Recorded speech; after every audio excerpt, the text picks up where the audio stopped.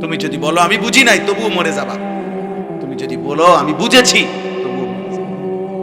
তুমি যদি বলো আমি খেয়াল করি নাই, তাহলেও মৃত্যু হবে। তুমি যদি বলো আমি খেয়াল করেছি, তবুও মৃত্যু হবে। দোস্ত আমার, 60 বছর না 600 বছরে যদি কোনোদিন সেজদা না দাও, তবুও মৃত্যু হবে। আর 600 বছরে যদি একটা সেজদাও না ছোটে, তবুও মৃত্যু। আমল করতে করতে কেউ যদি আব্দুল কাদের জিলানীও হয়ে যায়, তারও মৃত্যু হবে। নাফরমানি করতে করতে কেউ যদি ফেরাউন নমরুদ কাফেরও হয়ে যায়, তারও কি হবে? এক অনিবার্য সত্য। এই চূড়ান্ত বাস্তবতা, চূড়ান্ত। আল্লাহ তাআলা বলছে ওয়াজাআত সাকরাতুল মাউত বিল হক। এই কথাটা সূরা কাফ, কোরআনুল কারীমের 26 নম্বর পারা, 50 নম্বর সূরা, সূরা কাফ। এই সূরার একটা আয়াত। আল্লাহ বলছে বান্দা, সত্যি সত্যি একদিন মৃত্যু যন্ত্রণা আসবে। মানুষের শুধু মৃত্যু হয় না, বরং মৃত্যুর পূর্বে মালাকুল মউত আজরাইল জান কবজ করার আগে একটা মৃত্যুর যন্ত্রণা শুরু হয়। এই যার শুরু হয় সেই কেবল বুঝে, অন্যরা জানে না। সে উপলব্ধি করে। সাকরাতুল মাউত বলে এটারে। কি বলে? মৃত্যু যন্ত্রণা। তাফসীরের মধ্যে আছে, এই পৃথিবীর সবচেয়ে বড় ঈমানদারও যদি হয়, তিনি যদি নবীও হয়, তিনি যদি রাসূলও হয়, তিনি যদি সর্বশ্রেষ্ঠ রাসূলও হয়, তারও মৃত্যু যন্ত্রণা হয়। আবার সে যদি সর্বনিকৃষ্ট কাফেরও হয়, তারও মৃত্যু যন্ত্রণা। সাকরাতুল মাউত থেকে কারো মুক্তি নেই। মৃত্যু যন্ত্রণা নবীরও হয়েছে, উম্মতেরও হয়। মৃত্যু যন্ত্রণা খুদ আমাদের নবী সাল্লাল্লাহু আলাইহি সাল্লামেরও হয়েছিল। মৃত্যু যন্ত্রণা পৃথিবীর নিকৃষ্ট কাফেরদেরও হয়েছে। কিন্তু উভয়ের মৃত্যু যন্ত্রণার মধ্যে পার্থক্য আছে, অনুভূতির মধ্যে পার্থক্য আছে। সেটা পরে বলতেছি। আগে এই কথাটা প্রথম প্রমাণ বুঝাইতেছি যে মৃত্যুর পূর্ব মুহূর্তে সাকরাতুল মাউত, এটার মুখোমুখি হইতে হবে প্রত্যেক ঈমানদারকেও, নাফরমান। হাদিসের মধ্যে আছে, আম্মা জান আয়েশা রাদিয়াল্লাহু তাআলা আনহা, নবীজির বিবি, নবী সাল্লাল্লাহু আলাইহি সাল্লাম উনার বুকে মাথা রাখা অবস্থায় ইন্তেকাল করছেন। তো নবীজি সাল্লাল্লাহু আলাইহি সাল্লামের ইন্তেকালের পূর্ব মুহূর্তে হযরত আয়েশা রাদিয়াল্লাহু তাআলা আনহা বলেন, আল্লাহর নবী সাল্লাল্লাহু আলাইহি সাল্লামের কপাল মোবারক বারবার ভিজে ছিল, ঘামে ভিজে যাচ্ছিল। আমি এক বাটি পানি আইনা দিছি পাশে। আমি নবীকে দেখলাম বারবার তিনি ডান হাত মোবারক ওই বাটির পানির মধ্যে ভিজাইতেছেন আর কপাল মুছতেছেন ঘাম, ইন্তেকালের পূর্ব মুহূর্তে।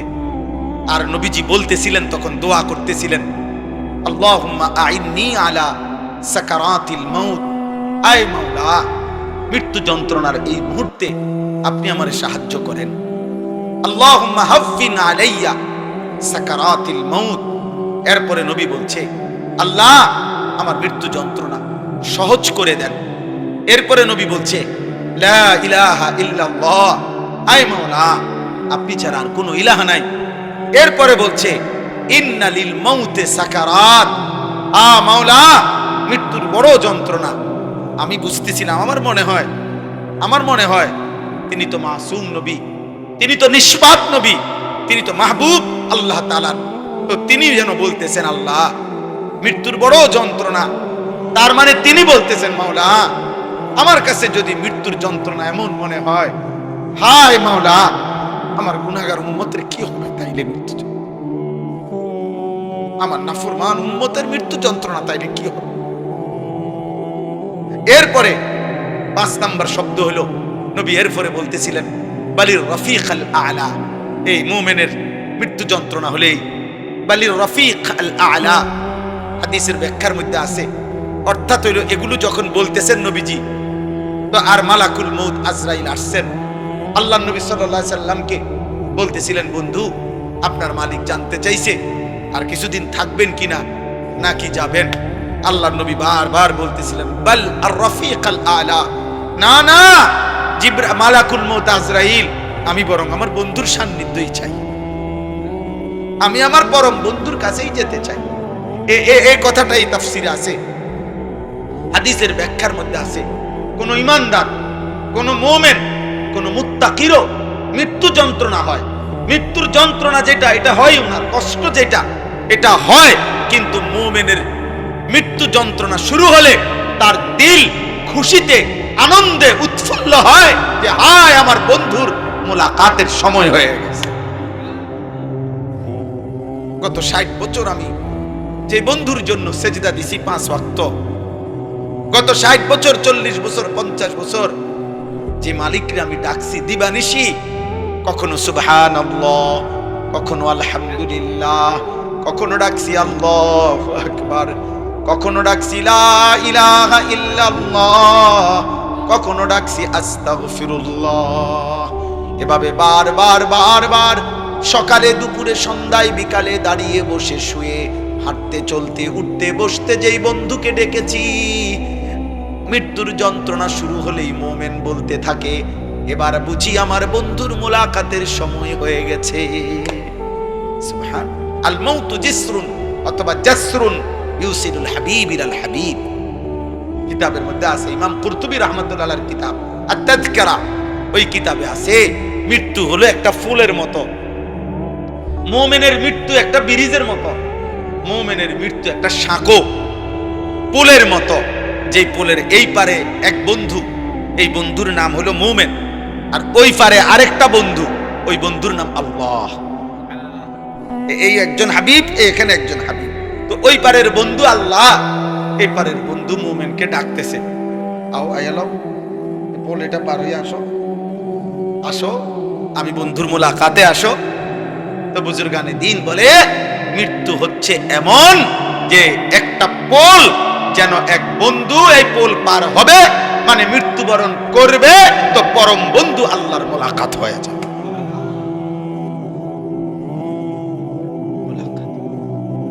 তাইলে কথাটা বুঝেন, মৃত্যুর যন্ত্রণা মুমিনের হবে কিনা?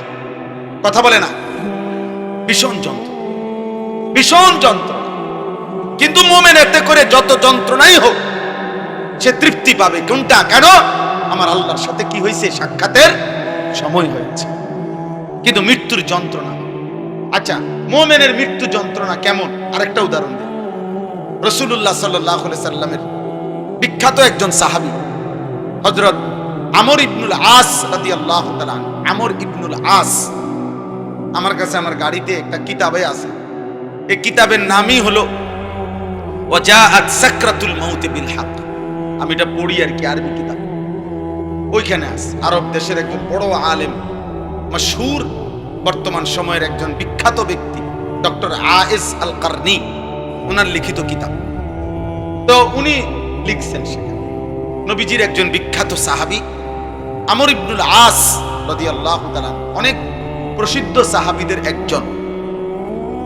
এই সাহাবীর মৃত্যুর সময়, উনার যখন সাকরাতুল মউত শুরু হয়েছে, মৃত্যু যন্ত্রণা, তখন উনার ছেলে আব্দুল্লাহ, উনিও সাহাবী। এই সাহাবীর ছেলেও, আমি বললাম আপনারা এই এখনো 2-1 মোবাইল ধরে রাখছেন, মানে বুঝতে চাচ্ছেন না। আপনি শুনেন, আপনি শুনেন। তো আব্দুল্লাহ রাসূলুল্লাহ সাল্লাল্লাহু আলাইহি সাল্লামের সাহাবী আমর ইবনুল আসের ছেলে আব্দুল্লাহ, উনিও সাহাবী, মানে বাপ ফুত দুইজনেই কি সাহাবী।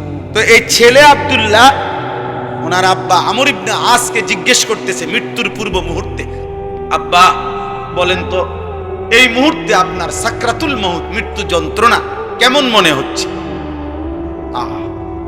কিতাবে লিখছে সাহাবী কি কয় শুনেন। উনি ইমানদার, উনি সাহাবী, নবীজির কলিজার টুকরাদের একজন।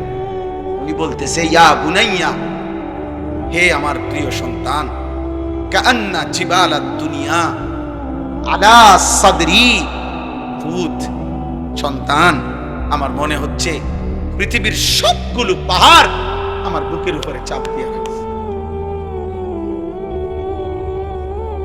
এক মুমিন বলতেছে, এক সাহাবী, কান্না জিবালাদ দুনিয়া আলা সাদরি, যেন পৃথিবীর সবগুলো পাহাড় আমার বুকে চাপ দিয়ে রাখছে রে। এরপরে আরেকটু আছে, উনি বলছে ওয়া কাআন্নী আতানাফাসু মিন সাকবিল ইবরা, আমার মনে হচ্ছে ফুত সন্তান, আমি যেন এই বুকে পাহাড় চাপা অবস্থায় সুইয়ের ছিদ্র দিয়া নিঃশ্বাস নিতেছি, সুইয়ের ছিদ্র দিয়ে আমি যেন একটু একটু নিঃশ্বাস নিচ্ছি। প্রিয় বন্ধু, প্রিয় নওজোয়ান, আমার বাপ বলেন তো, একজন ইমানদার, একজন সাহাবীর মৃত্যুর যন্ত্রণার হালাত যদি এমন মনে হয়, আজকে 30 বছর যে সুদ খায়, এবার আর কি হবে? আজকে 60 বছর বয়স, এখনো যিনি বিড়ি সিগারেট খায়, ওনার কি হবে? আজকে 60 বছর ধরে কথায় কথায় যে গালিগালাজ ছাড়া কথা বলতে পারে না, ওনার কি হবে? আজকে 60 বছর ধরে যিনি চা দোকানে বসে বসে এখনো বুড়ো হয়ে গেছে, এখনো রঙিন টেলিভিশনে নাটক সিনেমা দেখে, ওনার কি হবে? যে মহিলা আজকে 20 বছর ধরে 30 বছর ধরে বেপরদা, আমার ওই মায়ের কি হবে? যে বোন আমার পরের ছেলের সাথে হারাম সম্পর্ক, অবৈধ সম্পর্ক করে, আমার সেই বোনের কি হবে? আমার যুবক, তুমি যে গত 365 দিনে 1 বছরে কোনো দিন ফজরের নামাজ পড়লা না, তোমার কি হবে দোস্ত?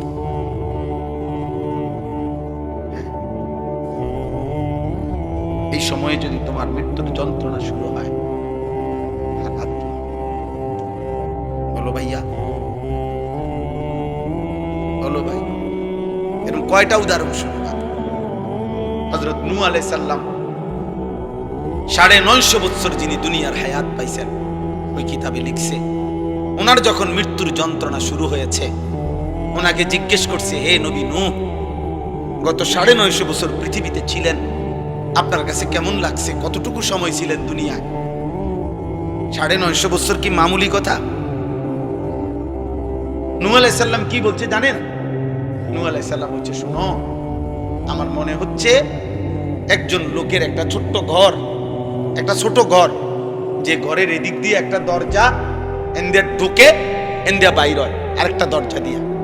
উনি বলেন এই দরজা দিয়ে ঢুকে এই দরজা দিয়ে বাইর হইয়া মাঝখানে ঘরের এই জায়গাটুকু পার হইতে যে কদ্দুর সময়, উনি বলেন আল্লাহর কসম, মৃত্যু যন্ত্রণার এই মুহূর্তে গত 950 বছর আমার কাছে এমন মনে হচ্ছে।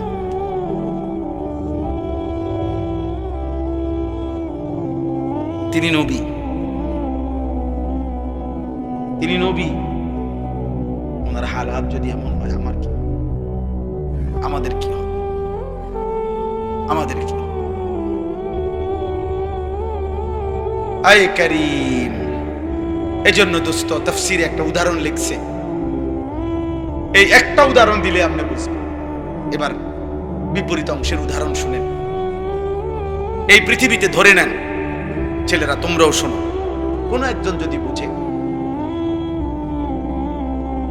এই পৃথিবীতে যদি কেউ, তাফসীরের মধ্যে লিখছে 900 বছর হায়াত পাইল, 900 বছর, এই 900 বছর সে আল্লাহর নাফরমানি করছে, ধরেন চুরি, ডাকাতি, জিনা, ব্যভিচার, মদ, জুয়া, নাচ, গান, সুদ, ঘুষ, হারাম, আল্লাহর নাফরমানিতে কাটাইছে, সেজদা দেয় নাই, বন্দেগী করে নাই, কিন্তু 900 বছরে কোনোদিন 1 সেকেন্ডের জন্য হয় কোনো দুঃখ কষ্ট পায় নাই, ধরে নেন একবারের জন্য একটু চোখের পানি পড়ে নাই তার, একটা কাঁটার আঘাতও তার কোনোদিন লাগে নাই, 1 সেকেন্ডের জন্য তার মনটা খারাপ হয় নাই, কোনো কষ্ট, কোনো যন্ত্রণা, কোনো দুঃখ তার হয় নাই 900 বছরে।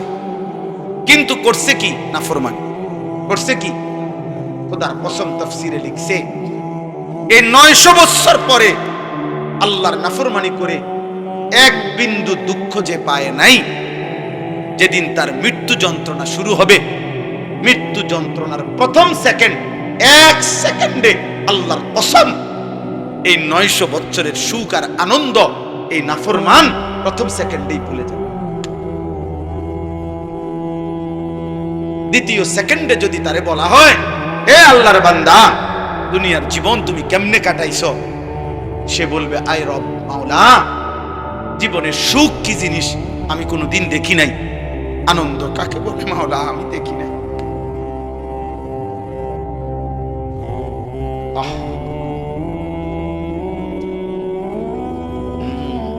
কবরের আযাব, আর পরে তো বাপ আজরাইলের জান কবজের কষ্ট, সেটা তো আরো পরে। এটাই আমি তর্জমা বললে আমার কথা শেষ হয়ে যাবে। এরপরে হাসরের ময়দানের কষ্ট, এটা তো আছে। মিজানের পাল্লায় ওজনের কষ্ট, সেটা তো আছে। ফুলসিরাত পার হওয়ার কষ্ট, সেটা তো আছেই। জাহান্নামের আযাবের কষ্ট, আগুনের কষ্ট তো আছেই দোস্ত। তাফসীরের মধ্যে আছে, ওই কিতাবের মধ্যে আছে, ইমাম কুরতুবীর কিতাব। ইব্রাহিম আলাইহিস সালাম আল্লাহকে, আজরাইলকে একদিন বলছিলেন, আজরাইল, নাফরমান পাপীর জান তুমি কেমনে কবজ করো? তোমার আকৃতি, চেহারাটা তখন কেমন হয় আমার একটাবার দেখো। খোদার কসম, আজরাইল বলছে, ইব্রাহিম নবী, আল্লাহ দোহাই আপনি আমার এটা দেখতে চাইেন না, আপনি পারতেন না সহ্য করতে। ইব্রাহিম আলাইহিস সালাম বললেন, না আমি দেখবই, তুমি আমারে দেখাও।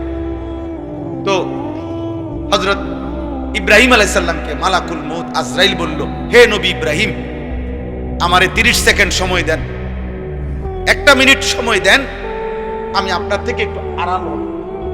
আচ্ছা ঠিক আছে।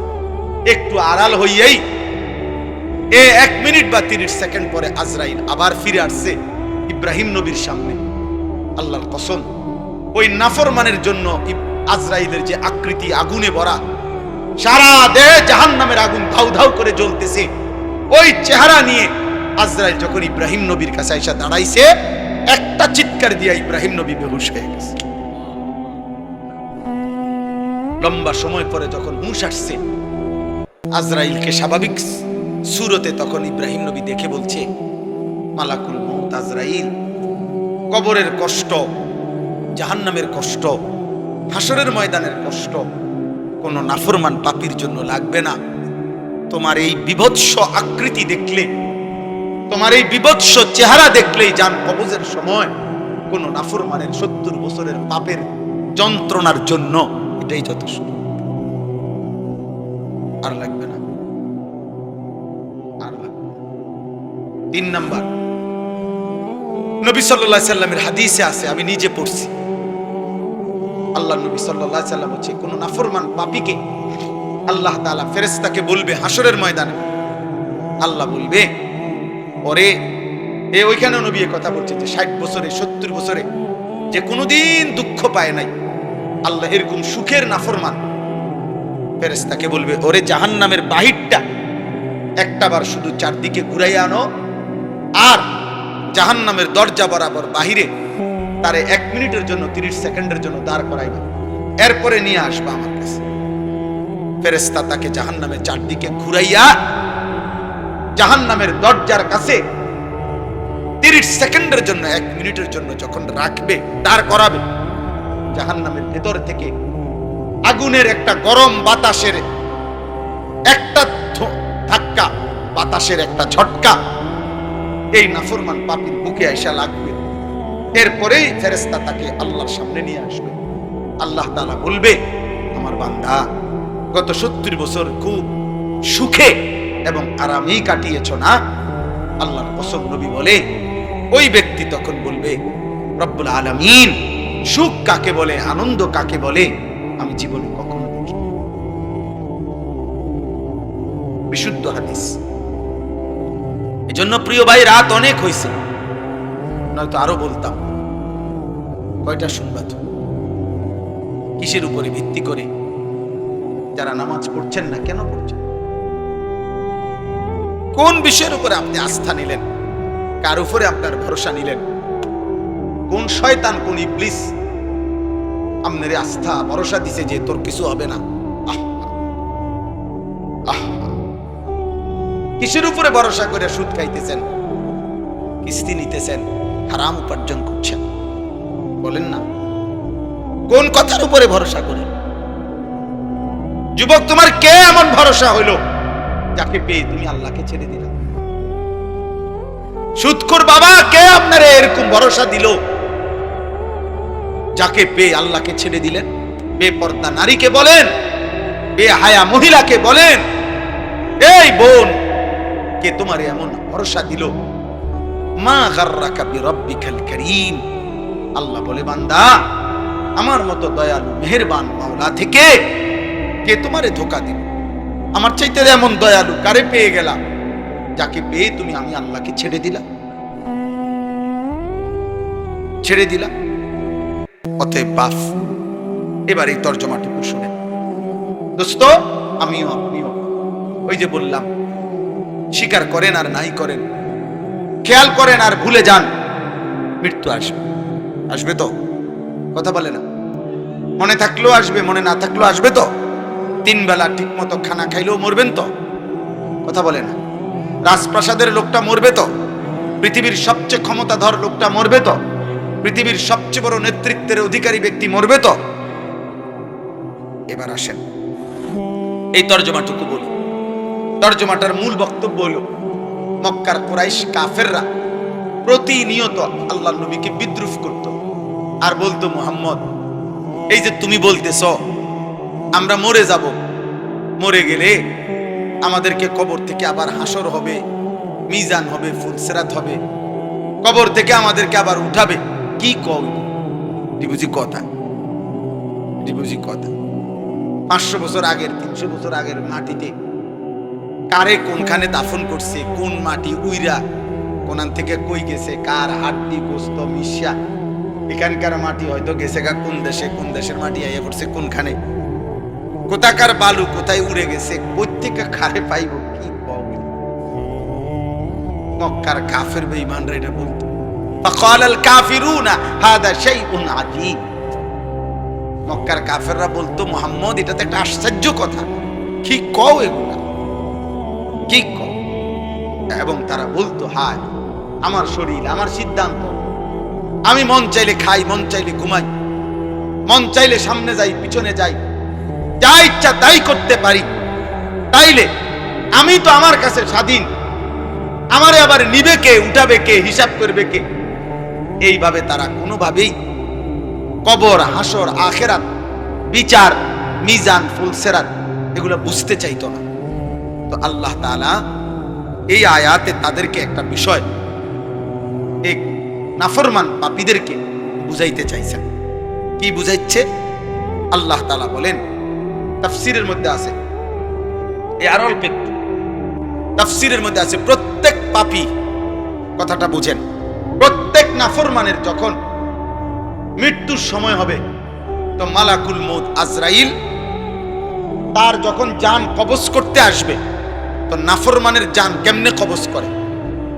তো তাফসীরের মধ্যে আছে, প্রত্যেক নাফরমানের যখন জান কবজের সময় হবে, তো মালাকুল মউত আজরাইল প্রথম তার কলিজার ভিতর থেকে তার রূহটা একটা টান দিয়া ছিঁড়ে ফেলে। এই টান দিয়া যখন রূহটা ছিঁড়ে ফেলবে, তখন রূহটা আইসা এই কণ্ঠনালী এখানে আইসা আটকায় যাবে। এটারে বলে হুলকুম অথবা তারাকি, কাল্লা ইযা বালাগাতিত তারাকি, অথবা ফালাউলা ইযা বালাগাতিল হুলকুম। এই যে এই কণ্ঠনালীর অগ্রভাগে এসে রূহটা আটকায় যাবে, এবার আর এটা বাইরও হয় না, ভিতরেও যায় না, এই অবস্থায় থাকে। এরপরে আপনি এইটা দিয়ে খুব বুঝবেন সহজ। ওই দেখেন তো, এই যে টিস্যুর এই কাগজগুলো, এটা দেখেন বের করা খুব সহজ, এই যে টান দিলেই বের হয়, দেখছেন? এটা সহজ না? আচ্ছা, এই যে এগুলো দেখছেন, এই কাগজটা এনে একটা আলগা পলিথিন আছে, কথা বলেন না? এটার সাথে এমনভাবে লাগানো যে এটা চাইলেই আমরা টান দিলে খুলে না। এইটা যদি খুলতে হয়, এই পলিথিনটা কেমনে খুলতে হইব? এইটা এরকম টাইনে টাইনে ছিটতে হবে, ঠিক না? এই তাফসীরের মধ্যে লিখছে, নাফরমান পাপীর এই রূহটা কণ্ঠনালী থেকে মালাকুল মউত আজরাইল এরকম টাইনা টাইনা ছিঁড়া ছিঁড়া বাইর করে। এক, অথবা কাবাবের শিকে, কাবাব যারা গোশতের কাবাব খায়, শিক মানে লোহার শিকের মধ্যে ফেঁসায়া ফেঁসায়া আপনার কাবাব বানায়, এই কাবাব থেকে, শিক থেকে যেরকম গোশত টাইনা টাইনা টুকরা টুকরা বের করে মালাকুল মউত আজরাইল রুহুটা এইভাবে কাবাবের শিক থেকে কাবাব যেভাবে টেনে টেনে ছিঁড়ে এভাবে ছিঁড়ে ফেলে, এভাবে ছিঁড়ে এভাবে ছিঁড়ে ফেলে। অথবা যদি কেউ বুঝে এরকম যে কোন ভিজা জিনিসের মধ্যে যদি তুলা ভিজা জিনিসের মধ্যে আটকাইয়া যায়, যেই তুলা এমনি স্বাভাবিকভাবে পড়তেছে না, তো এই তুলা যেরকম টাইনা টাইনা ব্যান্ডিজের তুলা যেরকম টাইনা টাইনা ছিঁড়ে, খুদার কসম আল্লাহর নবী বলছে নাফরমানের রূহটা আজরাইল এভাবে টাইনা টাইনা ছিঁড়বে, টেনে টেনে ছিঁড়বে। ফালাউলা ইজা বালাগাতিল হুলকুম। তো এবার আসেন এখানে আল্লাহ তাআলা বলেন এই নাফরমান পাপী, তো এই মক্কার কুরাইশ কাফের বেঈমান মুশরিকদেরকে কিয়ামত পর্যন্ত আল্লাহ চ্যালেঞ্জ করছে যে এই কণ্ঠনালীর কাছে আইসা যখন রুহুটা আটকাইয়া যায় নাফরমানের, তখন নাফরমান তো ছটফট করে, তো তখন তার আত্মীয় স্বজন সব তো পাশেই বসে থাকে, তারা তাকায় তাকায়া দেখে। তো আল্লাহ বলে হে নাফরমানরা, যেহেতু তোমরা বলতেছো তোমার শরীর, তোমার স্বাধীনতা, তোমার ইচ্ছা, তোমার যা মন চায়, তোমার সব ক্ষমতা, এখন এই মুহূর্তে তোমার এই নাফরমান আত্মীয় যার কণ্ঠনালী আটকায় গেছে রুহু কণ্ঠনালীতে, এখান থেকে তার রুহুকে আগের জায়গায় ফেরত দাও। তুমি না বলে কইতেছো কবর হবে না, আখেরাত হবে না, মিজান ফুলসেরাত হবে না, তোমারে ফিরাবে কে, উঠাইবে কে কবর থেকে? তো যেহেতু তোমার এই ক্ষমতা, তো এখন তার জিউনাহা এই রুহুটাকে এখান থেকে আগের জায়গায় ফেরত দাও। আনো তো, সম্ভব? কথা বলে না সম্ভব কারো পক্ষে? তো আল্লাহ তাআলা বলেন যদি সম্ভব না হয় তো আল্লাহ তাআলার ক্ষমতার সামনে অহংকার করছো কেন? আল্লাহর ক্ষমতার সামনে যুক্তি দেখাচ্ছ কেন? যুক্তি দেখাইতেছ, এই কথাটাই আল্লাহ বলছে ফালাউলা ইজা বালাগাতিল হুলকুম, যখন রূহু এসে যাবে কণ্ঠনালীর কাছে, ওয়া আনতুম হিনা ইদিন তানজুরুন, তোমরা স্বজনরা তখন চারদিকে তাকে দেখতেই থাকবা। ওয়া নাহনু আকরাবু ইলাইহি মিনকুম ওয়ালাকিন লা তুবসিরুন, আল্লাহ বলেন এবং আমি আল্লাহ তখন তোমার ওই ব্যক্তির সামনে আমি আছি, আমি তার নিকটেই আছি, যদিও তোমরা দেখতেছ না, আমি আছি, আমি আছি। আচ্ছা আমি আল্লাহ দাঁড়াইলাম, আল্লাহ বলতেছে আমিও আছি, তোমরাও আসো, তেও হইয়া রইছে, আজরাইলও টান মারছে। বুঝেন না কথাটা, পজিশনটা বুঝছেন না? আল্লাহ বলছে আমিও আছি, তোমরাও আসো। তারও অবস্থা খারাপ, কণ্ঠনালীর কাছে রুহু চলে আসছে। এবার আমি আল্লাহ চ্যালেঞ্জ করলাম ফালাউলা ইন কুনতুম গায়রা মাদিনিন, তোমরা যদি মনে করে থাকো তোমাদেরকে কবরে নেওয়া হবে না, আখেরাতে উঠানো হবে না, পুনরায় হাসরের ময়দানে একত্রিত করা হবে না, তাহলে তারজিউনাহা ইন কুনতুম সাদিকিন, তোমাদের দাবিতে যদি তোমরা সত্যবাদী হয়ে থাকো তাহলে এই রুহু ফেরত দাও, দাও, এই রুহু ফিরায় দাও, এই রুহু আপন জায়গায় বসায় দাও। সম্ভব? কথা বলে না সম্ভব? তাহলে আল্লাহকে অস্বীকার করছো কেন? এমন মৃত্যু কি তুমি আর দেখো নাই? এমন লাশ কি তুমি আর দেখো নাই? এমন কারো জানাজা কি তুমি পড়ো নাই? বলো, যেই লাশের জানাজা পড়ছো তুমি খবর নাও, তার স্বজনরাও তো তারে বাঁচাইতে চেষ্টা করছে, তারে চান্দিনার থেকে ঢাকা নিছে, ঢাকার থেকে ইন্ডিয়া নিছে, ইন্ডিয়ার থেকে ব্যাংকক নিছে, ব্যাংকক থেকে তারে লন্ডন নিছে, খবর নাও। তাকেও তো বাঁচাবার জন্য বারবার চেষ্টা করছে, কিন্তু কেউ তো ফিরাইতে পারলো না। আমি আল্লাহ তো নিয়েই গেলাম। তাহলে তোমার চোখের সামনে যেহেতু প্রতিনিয়ত মানুষ মরছে, চলেই যাচ্ছে, তুমিও তো চলে যাও, তুমিও তো চলে যাবে। তাহলে কেন এই বাড়াবাড়ি, কেন এই অহংকার? এমন যদি হতো যে আমার যে এই বেটা বাবা বসো, আব্বা বসো, এমন যদি হইতো যে আমার এই পরিমাণ শক্তি, ক্ষমতা, দল, পদ, পদবি আছে, সম্পদ আছে, যে আমি মৃত্যু থেকে ঠেকাইতে পারবো, এমন কি সম্ভব? কথা বলেন না? এই শেষ কথা বলেন, অতএব দোস্ত আমার কোনোভাবেই মৃত্যুর এই অনিবার্য বাস্তবতাকে আমরা হারাইতে পারবো না, সরাইতে পারবো। মৃত্যু এসে আমাদের সব আয়োজন থামাই দিবে, সব ব্যস্ততা থামাই দিবে। নবীজি বলছেন সাল্লাল্লাহু আলাইহি সাল্লাম, ধরে নেন নবীজি উদাহরণ দিয়ে বুঝাইছেন যে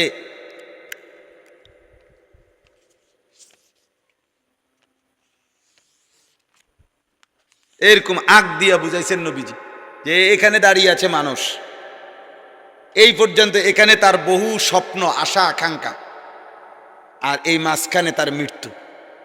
অর্থাৎ সে এখানে দাঁড়িয়ে এই পর্যন্ত পৌঁছার স্বপ্ন দেখতেছে, কিন্তু মাঝখানের এই মৃত্যু আইসা তারে কবরে নিয়ে গেছে।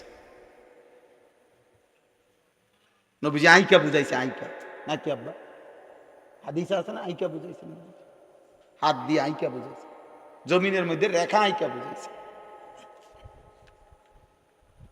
আইকা বুঝায় আশাটা বড়, আশাটা কি লম্বা। আরেকটা উদাহরণ দিছে নবী চতুর্ভুজের,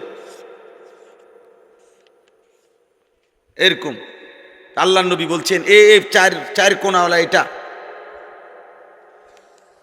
এইটা হইল মানুষ, আর এই ঘরের চাইতে বেশি ডাইনে বামে একটু বাড়তি, এটা হলো তার আশাগুলো।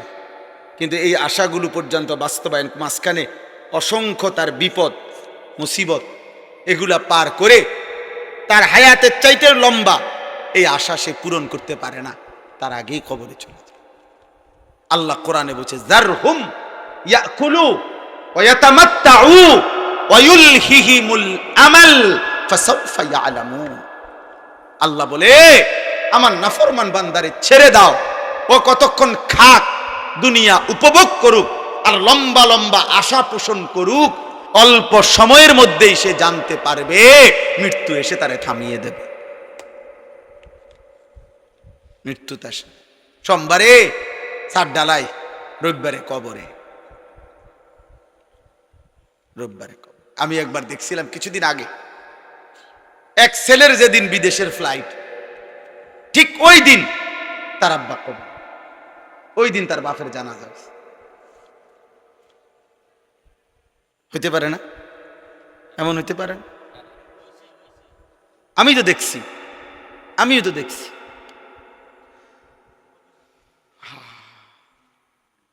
আমি একদিন এক মাহফিলে গেছি, মাহফিলের আগে, বয়ান শুরু করার আগে আমার জন্য একটা মহিলার জন্য আমার থেকে পানি পড়ায় নিছে, পড়ায় ফুঁ দিয়ে দিতে কইছে আমারে।